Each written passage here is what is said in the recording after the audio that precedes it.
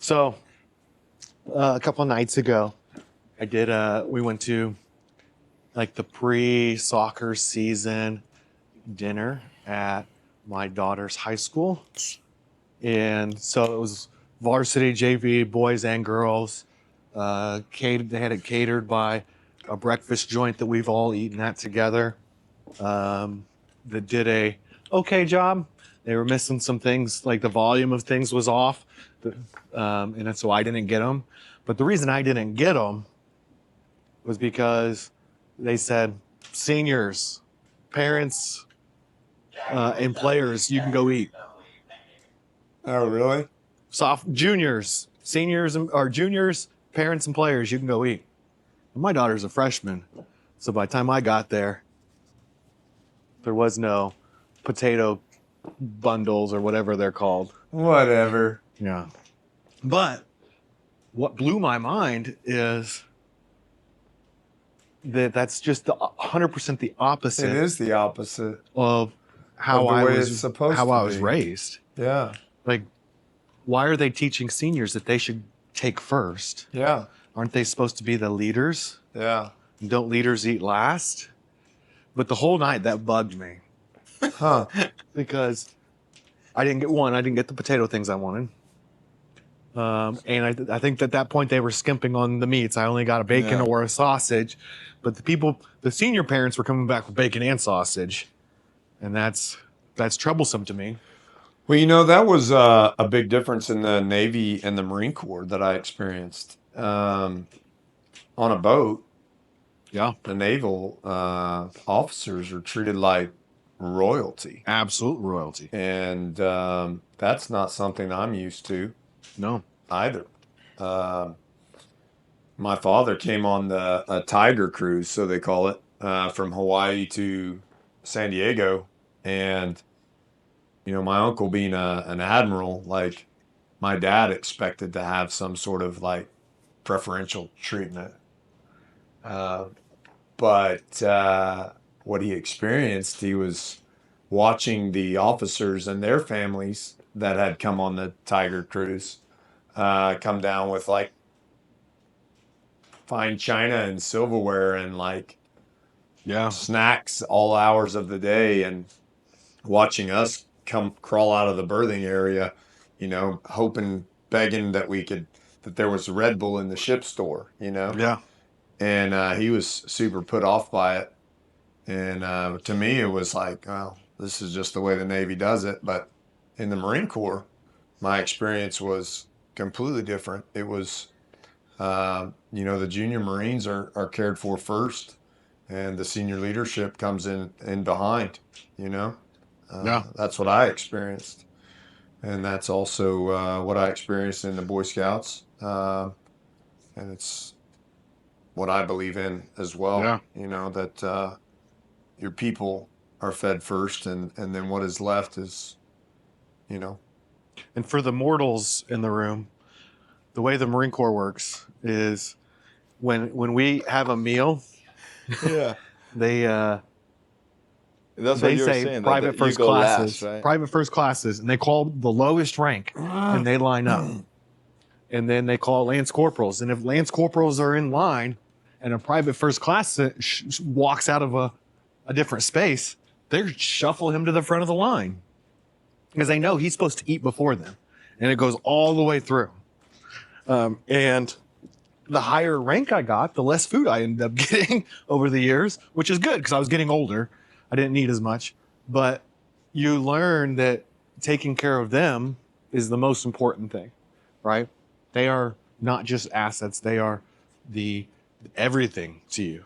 I can come up with the most brilliant plan in the world, but if no one's there to execute it, then I'm just there with the plan. right. I'm just the idea guy now. I'm a failure. Right. You know? That was I was also a little bit more on the other side when I was in school. Fourth year used to eat first, then third, and then it was horrible because you were the last one to go in the dining room, and everyone ate first, and then you had to rush because you had to do their bed, and then you had to clean their shoes and everything before going into formation. So you had no time. So you eat last, and then you just go running to the room. You clean the room, like you finish cleaning the room, and then you go back to formation, and then you go to classes. So that was in the Maritime Academy. That's how it was. Like it was a little bit more of you wanted to go and be a senior, so you could hit and take advantage of everyone Yeah. else. So. And I think I have told you that, guys, but also like on the vessel, it was pretty similar, and I think that's where I made a big mistake because I was eating steak, and then there was other people that were having to eat at 2 a.m. in their rooms because they were tired, and I was Yeah. not caring about them. Uh, Now it reflects on what I'm learning on this new process, like it's not just what I want and I'm on top, and that's why you should do it, but the other way around. I'm here to serve, and based out of that, how can I help you succeed? Yeah. So, but that was a big change for me. Like I don't think I was ever bad or going out of my way, but that's the way uh, things were, and I accepted them as Yeah. they were. And people who are appreciated, inspired, perform at 110%. The best you're going to get out of anybody who is not doesn't feel appreciated and isn't inspired is what's expected. Agreed. You know, at the most you're going to get what is expected of them. But Yeah. the people that go above and beyond and exceed your expectations and have your back when you're not there, not just do the right things when no one's looking. Like that's the old like catchphrase, right? But the people who are willing to come and say, "Hey, we are losing money in this area, and here's why," or "I saw this happen, and you need to know about it because it's going to come back and get us." That's what you get out of the people who are appreciated and inspired. An investor, right? Like I was talking, I try to go on lunches, and I was talking with Pastor Mark, and he's like, if you worry too much about the bottom line and not the people, same. Like you're gonna get what's expected, but they're never gonna go above. Yeah. Like this is what you're gonna get. Doesn't matter how hard you work. Yeah. They'll complete the checklist or you what you need them to do, but they're not gonna go uh, above Yeah. that. And what has been your experience? You that have worked with both of you guys that have worked with larger groups of people and with your staff in general, like even the attention that you give to Yeah. the member, like what does he need right now, and stopping and going, and it's like it's a microwave.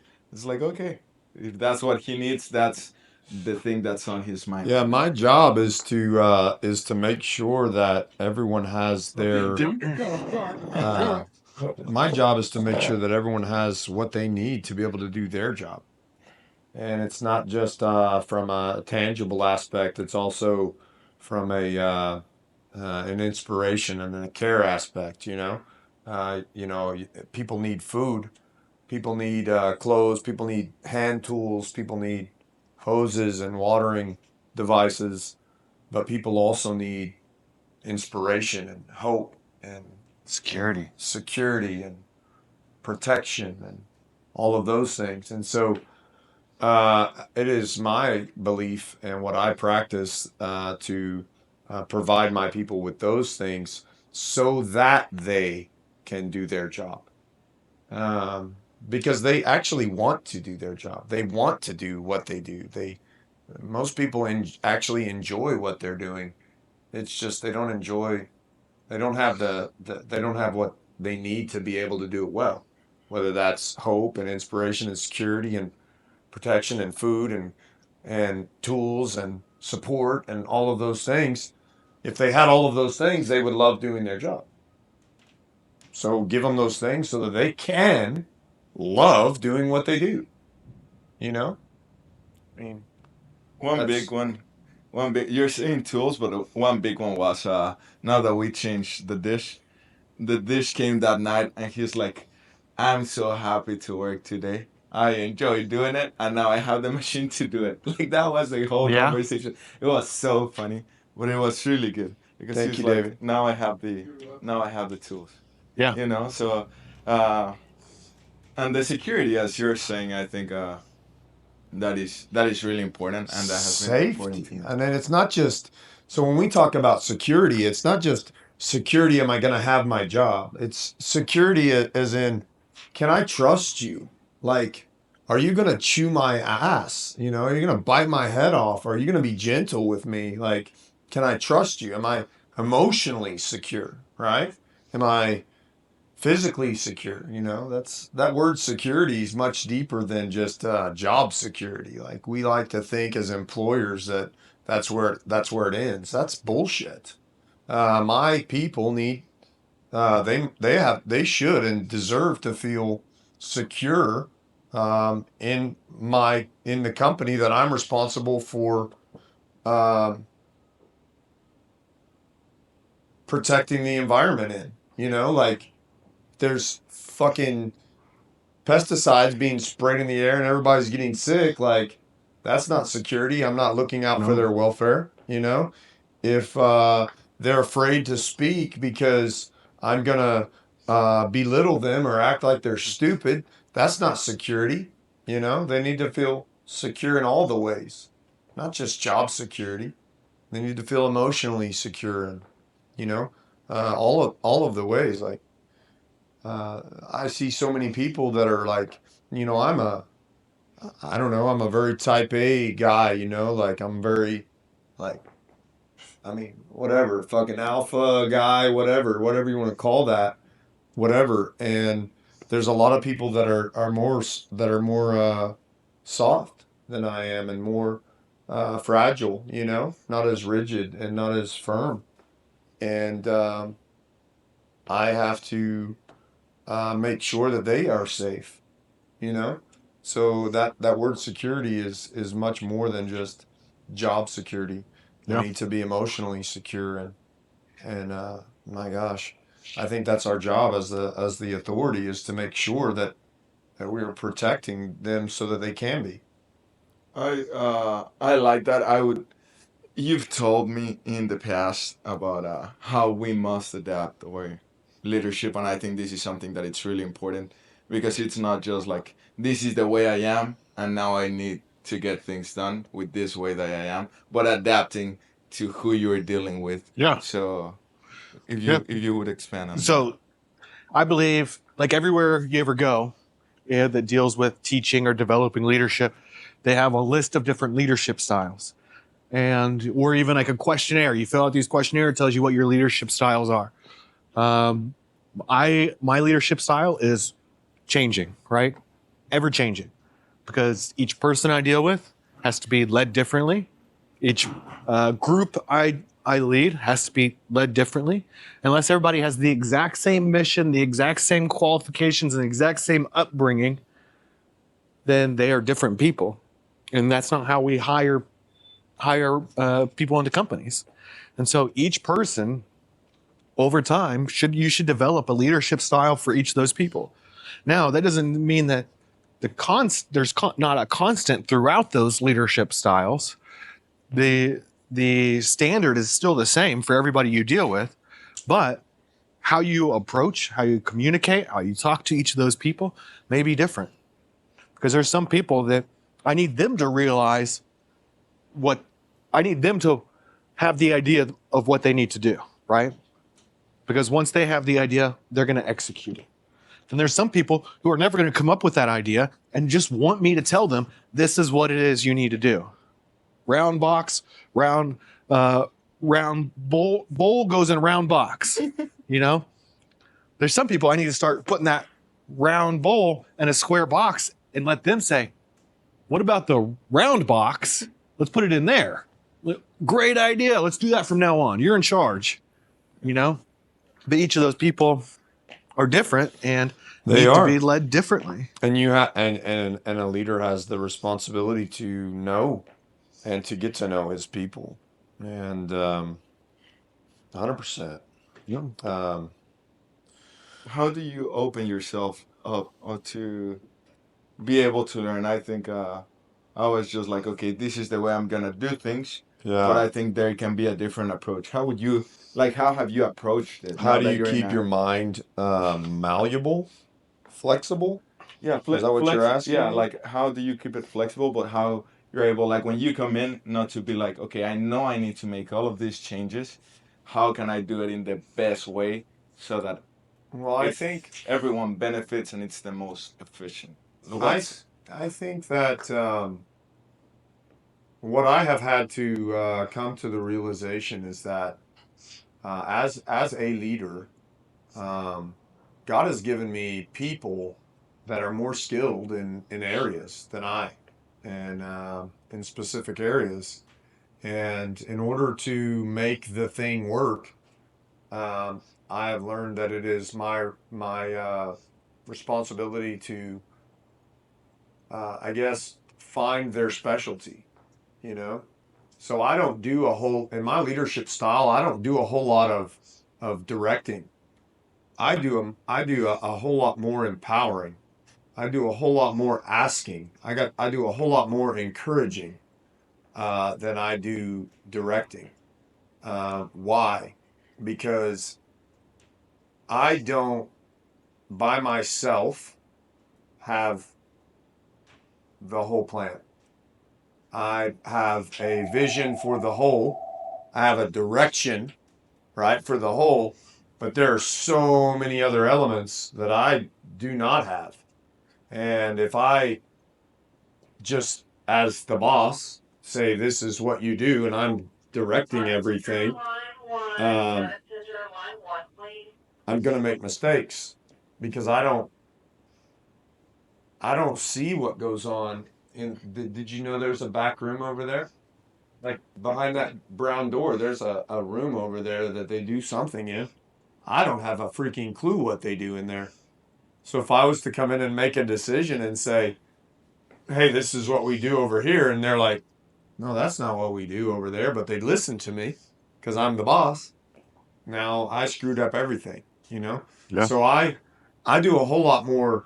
I will say the primary thing that I do is try to set people free to create an environment where they're safe to speak, and because naturally people actually do give a shit, and somewhere along the way we've had this idea that people don't give a shit. That's a big fat fucking lie. They have been forced to not give a shit because our leadership is shit, and so when people are with a bad leader, they go fuck it. They say fuck it in their mind. They're like fuck it. I can't get this right anyway. Like how many times you with your parents were like fuck it. I'm never gonna get it right anyway. Dad's gonna fucking chew my ass no matter what. Fuck it. Why do I even care? Right? How many times have we said why do I even care? Have you ever said that? Yeah. Yes. Right? Because of fucking poor leadership. Why do I even care? Fuck this. Because of poor leadership. Yeah. Okay? Our job as leaders is to allow people to care because care is the natural fucking thing that human beings were built to fucking do. We were built to fucking care. And the leadership here has disallowed people from caring. Now that's pretty fucking deep. But my job as a leader in an organization is to protect the people so that they can show and voice their care. That guy about the microwave, he cared Yes. about that fucking microwave. Well, a poor leader would have been like, I don't have time for that. And then you know what he would have done? Well, how do I even fucking care? Yeah. Right? Agreed. David walked by with a fucking irrigation nozzle. And he showed me. Yeah, I said, thank you, David. Now he knows I care that he cares, right? But if he would have showed me that irrigation nozzle when he walked by, and I would have been like, I don't care. Nobody cares, David. He'd have fucking walked away like, why do I even fucking care? And he would have stopped caring. Yeah. You understand? Fucking, it's a leader's fault when their people don't fucking care. It's the leader's fucking fault. Agreed. My job is to allow people to fucking care. And why would you expect someone to give a shit when their leader doesn't give a shit? Well, that's what God They- told me in fucking 2015 when all my equipment was coming back broken. And I asked the Lord, I said, why don't my people care? And he looked at me and he said, because you don't fucking care. Yeah. And I said, well, that's not really fair. that I have to care first. Leaders lead by example, Okay. whether or not whether it's a good example or a bad example. You have to care first. Yeah. Well, that's not fair, God. Why do I have to care first? That's not fair. Because you're the fucking leader. Yes. And it doesn't matter if they care about you or not. You bitch. Quit being a baby. Okay. Care about your people. It's so funny. Like I've seen, it has been a quick transition from when we started from where we are now at the restaurant, and I've had conversation with 3 different people that they tell me, I hate that I have to do this, but I love the fact that you care and I care about this place. Yeah. And they started, and then after that it was a given, but the conversation is like, okay, now I know I have to do this, and I care about this place, and just like listening to those words and their actions and being able to bring those 2 together, I think helped me empower them. Yeah. Because it's a process. Like I'm learning a lot of things, and I was like, they actually care. Like they're here and they actually care.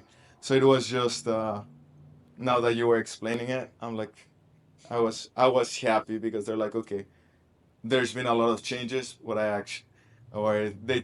I'm happy that you took over, that you guys took over because you guys care. So just starting from that point, when I'm not there and where I'm not looking, things have been better because they care about the place. Because Yeah. you're allowing them to care, Yeah. George. So that was that was for me, because I thought no one cared about their job. I thought they were just there for their pay and then they didn't care. But when they come and tell me that, I was like, oh, nice. It's super nice. And so I just wanted to So talk La- about that aspect. last year I was in the hiring process with Amazon for one of their operations manager roles, which is a super cool job. They allow a lot of things to the managers to be able to take care of their people. But one of the things they said, and I don't know how exactly it was phrased, but the thing was like, we want people to fail boldly and recover fast. I love that. Like I need you to be able to come in and make bold decisions, right or wrong. If you fail, all I expect is you have a plan to recover quickly. But your successes will be bold if you are planning to be bold. Your failures are going to be bold too if it doesn't work. But as long as you recover fast, no one cares. But so many places have created they vilify failure Yeah. to where employees start to hide it instead of just saying like, I failed. Here's what I'm going to do to fix it. Not But just that, not taking risk because they think Yeah. that if they fail, it's like the end of the world. So they don't it risk disallows at the root. It disallows them from being able to care. Or from being able mean, to if they- grow Yeah. at all. Yeah. I mean, if you can't try. So do you have any examples of what they allowed them to do? Or is it just They like just- they're able to... no, they just very empowered. So their whole hiring process starts with a test. And it is like a leadership test. Like, how would you deal with this situation? How would you deal with this situation? Before you ever talk to a human, you're taking tests. Like, how would you deal with these different situations? How do you manage this manpower issue? Because they empower you to take control. It is not a cookie cutter. Here's the algorithm. Just plug in numbers. Plug and play. Yeah. Yeah. Each employee is assigned a number, and you just input numbers, and it outputs leadership. That's not how they work, which is awesome. Awesome organization at the lower level. I don't know how the top is. I mean, they're now aligned with our government, so we'll see. But they allow those people to be true leaders, which isn't the norm in giant corporations. You know, even though it was a leadership role, it was only 400 or 500 people. It wasn't a 10,000 employee position. but they encouraged people to take risks and fail and just take care of their people That's and develop those people. I think they on a lot of the big corporations. I know Google. It's like just they say that it's one of the most amazing places to work just because of how good they take care of their people.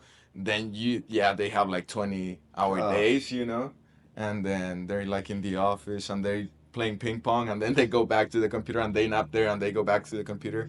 But at some point, they were empowered and now they really care about that job. Yeah. So I was listening also to Steve Jobs, and it's like how they started the process and how he's controversial in certain things he does. Where it's like at Apple, yeah, we were trying to fit everything into a box, but then you stop creativity from happening. yeah, dude, So, that's exactly right. uh, Who actually wants to be in charge anyway? Yeah. Isn't I I don't. don't. I'll be honest, I don't. Mm. I don't love being in charge. I loathe it. No, I'm serious. I don't care what anybody else thinks. I'm speaking for myself. I loathe being in charge. I think from the outside, Can't stand it. it's better when you look at being in charge. It's like, okay, it would be nice to be there, but you don't know what being there means. Yeah. Like it's nice. I would like to have the CEO of this company, but you don't know what that entails. No. You have no I loathe idea what hours he's putting in, what sacrifices he had to make, and it's like next time that you see someone that it's really successful, you should ask him, what did it cost? Yeah. Like it's either family time. People that get either divorced, they don't take care of their kids, their sleep, their health. But you just see like, oh, he's the CEO of Disney, he's the CEO of, you know. But all the hardship that they had to go through to be in a position of leadership, it's the same like with your body and people saying, oh, I want to look like that. No. Same situation. Yeah, and I really don't like telling people what to do. I can't stand telling people what to do. I don't like bossing people around. I don't like that shit at all. Matter of fact, I fucking hate it. I would much rather allow people to make their own decisions and create the way. Yeah. Now, when you understand the risks, the leader has the responsibility to keep the direction that everyone in unison, right? And that's where a leader should ultimately end up is really as a team builder. Shepherding. Yeah, just keeping everything together, so that everyone's going in the same way. You know what I mean? That's really the ultimate goal is just to keep everyone on the same page and aligned, How can you I've been struggling with that. How can you do that while maintaining high standards and not getting in the way at the same time? So Yeah. that chopping when that we were talking like on relationships, it's like okay, the relationships is growing, but then you have to go and talk to that person and be strict, and then you chop, and then the relationship is not the same. But you also have to maintain the high standard, but you don't want to be in front of them. So it's Yeah, a dance. I think that we have the responsibility to become the bar, and then we have to make people. We have to be desirable enough that people want to become that bar, and I think that really simplifies it. If you become the example, and you're an example that people actually like to be around, because you make people feel good. They enjoy your presence, they enjoy your company, they enjoy your camaraderie, they like you, you're pleasant, you know. I think then they just naturally raise their own bar, And so I think we need to stop focusing on others and start focusing more on ourselves, and not in a selfish way, in a selfless way. Because the more that we focus on developing ourselves, and the more that we focus on improving ourselves, the more it allows other people to follow suit. So I think a lot of times leaders get blinded by thinking I need to fix my people, when in reality they need to fix themselves, and their people will follow suit. You know, um, So a lot more on the becoming instead of trying to yeah, go to the outside to yeah, fix I something. believe that Okay. wholeheartedly. So um, I don't typically have to tell people what to do. I see sometimes people will feel guilty or something, which is not what I'm asking them to do. But sometimes, I have a specific way that I eat and a specific, you guys know my lifestyle. And I see sometimes people will be like, feeling ashamed of having a drink or having a fucking donut or something. And I really don't care whether they have a drink or have a donut or whatever that is. It doesn't bother me. But just being around me, they want to eat better. I mean, that's a real simple Yeah. analogy, but maybe they see how I speak to someone and they like, now they want to speak to that person better. They Yeah. start thinking to themselves like, man, that was really cool how he said that to that person. Like, damn, I want to do that too. So now you don't even have to, as the leader, you're not even having to tell them. They're literally just going, damn, I want to be like that guy. I want to be more like him. Wasn't that's the ultimate goal? And then you just get to walk around and be you and influence without having to direct. Yeah. I mean, that's the goal. Become the motherfucker. But that's hard. Agree. I mean, So- I agree. That's probably why Become good leadership. him. It's good leadership is so bad because it's not directing; it's becoming. yeah. So whenever you start pointing like, "Oh, they need to do this," and have a bad team, I should just go in the mirror and be like, "Oh, it's Yeah. happening." What's that? It's like every time I point a finger, there's 3 pointed back at me. Yeah. Oh, If they don't want to follow me, maybe I'm doing something wrong. Agree. Maybe I need to change. If they don't want to follow me, maybe I'm going the wrong fucking way. Maybe I better align myself to the truth. I think that's really good because if it's on you, you can change it. I think when you see the problem and the problem you see it outside and not on you, it's probably like the worst situation because you feel like you cannot do anything. But if the issue it's becoming, you can always work to be better. I know that in the past you were telling me that you were an asshole, Yeah. right, with your team, and then how that had to change. What are some of the changes that you did from maybe not being the best leader into becoming the way you are right now? And even when you're giving me smack because I have not created something, I feel empowered to do it. Yeah. So I don't know that I would say I was a bad leader. Well, I was not a leader built for every environment. So where I had to make the change was when I went from leading straight meat-eating warfighter killers, where I could be a straight asshole, Right. to other environments where Gentler people people. weren't that, and so when I made that move, I just had to learn like why, it all started with like, why did that not work? I've always done that, and that always worked. And then stepping back and saying like, why was that not received well? Oh, maybe because I said something about his mom when I told him to do something. Maybe that wasn't the best way to approach it. I haven't known this guy for 10 years like the last group I worked with. So it just took reflection, admitting where I was wrong. And a big part of it, so I think when we talked about security earlier, I think there's all the different levels of security. There's like physical security where like it is the security of this building. Is anybody going to walk in and with a gun and shoot? Then there's the financial security. Is payroll going to happen every week? There's emotional security, which isn't always your work environment that is providing that. But I think that there's an unknown security that people experience, and that is information. Information gives people security. thank you. If nobody wants Yeah. to come to work and not know what's going on, because that makes them feel Yeah. insecure Yeah. about what's going on. Yes. Good.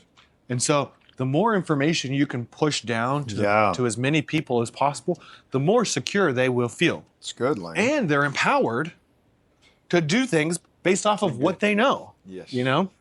And so I think being able to step back from a group of people who were incredibly intelligent and driven to go end wars, and they were very comfortable operating it with very little information. Then coming back and saying, all right, these people need to know information in order to execute, and just recycling through all of my leadership lessons that I had learned and redeveloping that into the people I worked with, you know? But it's an ever-changing environment. I think information is so big. I was that actually I learned. Yeah, we're Sorry, doing. guys. I hate to- No, You're good. we love it. Thank you for doing what you're doing, David. Thank you. I learned from Chad. It's for a long time I wanted to be the one holding the information. I was happy to be called because I was the only person that knew how to do it, and I thought that by keeping the information, I was more valuable for the longest time. Well, that's where the society really programs us to be, because it's not any fault to you. It's really what everyone does. So, but please continue. No, so learning that, and I was like, okay, that's a dumb way to look at it, because then I'm the only person that can do it. And if I have a team, no one else can help me with that. No one else. If I'm not there, the place cannot operate. And not just that, with the operation yesterday that I was telling you that I have a good day with this server. I was like, look, this is what I'm doing. This is why I think it's good that I'm doing it. But I want to know what you think about this information. Like, this is the reason I put this in place and I changed this.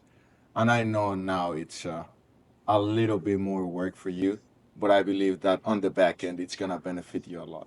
Yeah. Do It saves think you work on the back end. Yes. So talking, and I also told her like, whenever you come in, like things are gonna be ready. You're not gonna have to be scrambling. So if you come in and you're having a table, you will be prepared to just have a table and not try to figure how the restaurant is operating today. Yeah. You know. So she's like, I also told her, I gave you Lane's number, and this is why I'm doing these things. But if you have any questions, feel free to come to me. Yeah. And something that corporate actually did really good was like you need to be available for your employees, and even if you are busy, they need to know that they can come to you with problems. Yeah. And that's something that I didn't think about, but that just by talking with them has helped me a lot, because I cannot see everything, but everyone is like, oh, do you know that this is happening? So I'm able to tackle the problem before it even becomes a problem. Yeah. And that for me was like, this is so amazing. Like, I don't even have to be policing anything. They're going to come to me with what I have to do and the things that I actually have to touch. And they feel empowered because they can try to solve the problem. And if not, they come to me. This is amazing. You know, so like just sharing the information and trying to change my way of doing things has helped me a lot. And same, like I'm failing fast on a lot of things, but I'm able to adjust and just build on top of what we see that is working. So I just want As long as you recover faster than you can fail, yeah, you're good. that has been something that I've liked and that I have taken from you guys and from the classes. And now that we have like I think having that big group of people that have like in the mindset groups that have gone through it like on every level, that just helps a lot. The people that are under, the people that are like that know a little bit less, the people that know a lot more.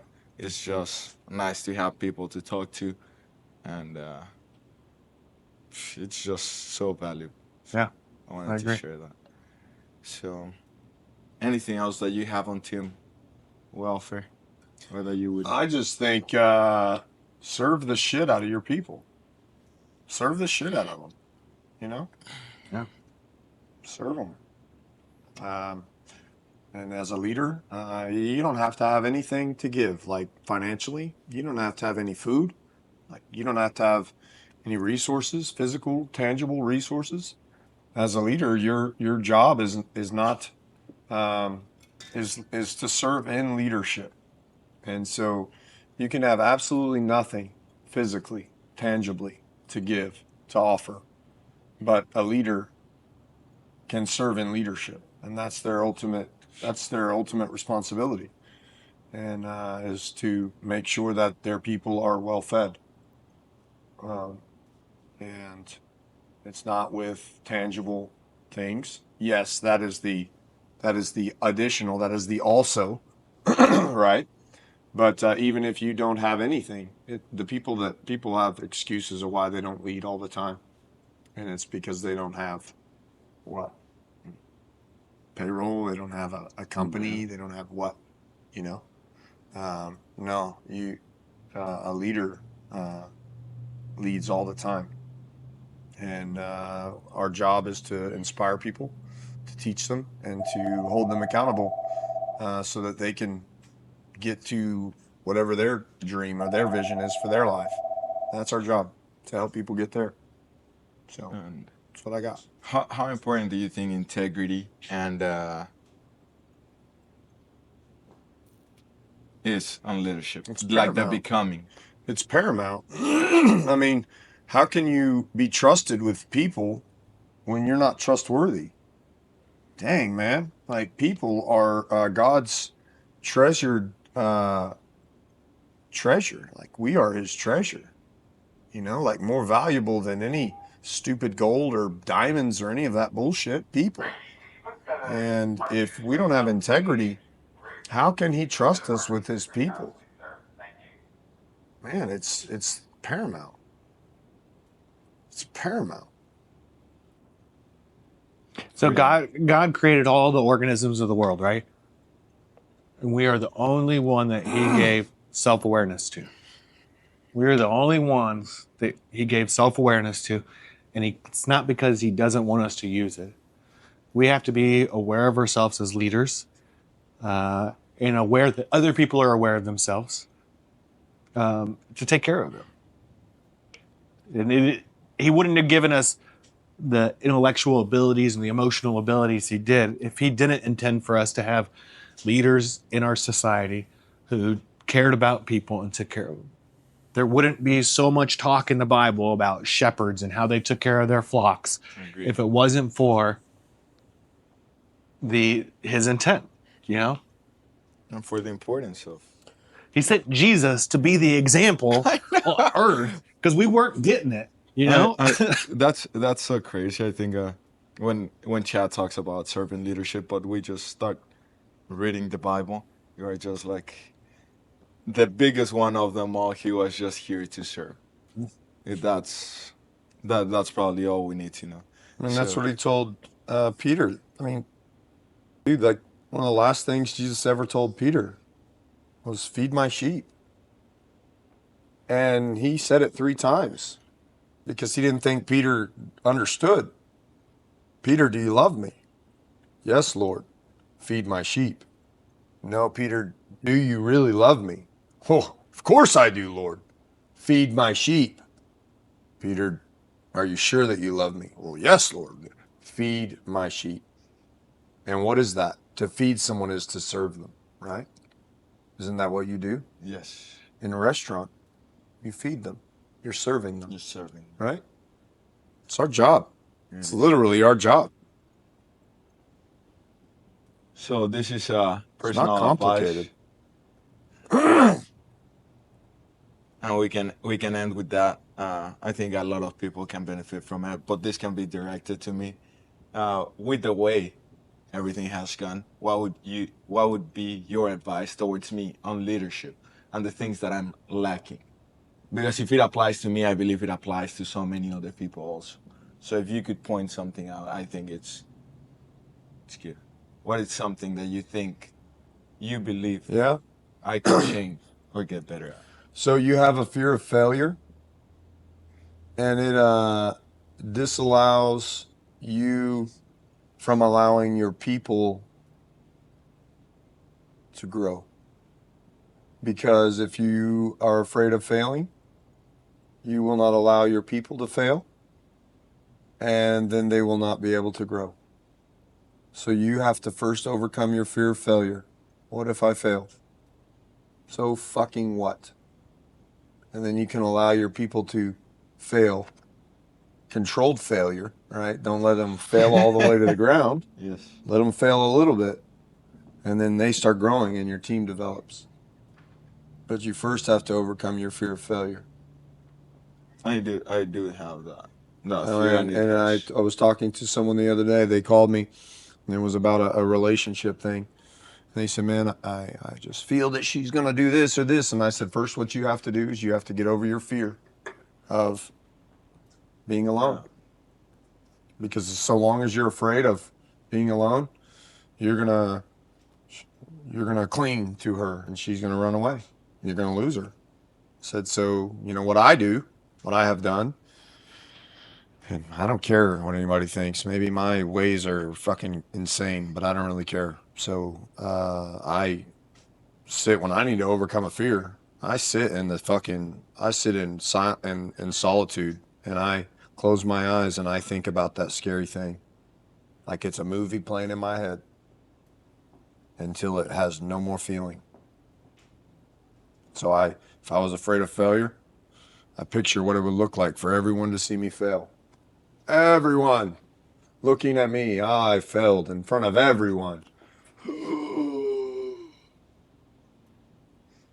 Stay there until it doesn't feel anymore.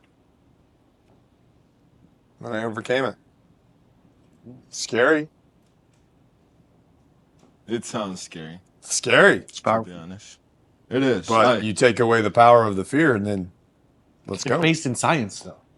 That exact method is based in science. If you look at how we've developed our training for the military over the years, because you look at Civil War, they found so many weapons after the Civil War, that muskets that had multiple rounds placed in them. Because people would load their musket, lift it up, not fire it, come back down, because they didn't want to kill someone. They had that fear of taking someone else's life. And as we developed training,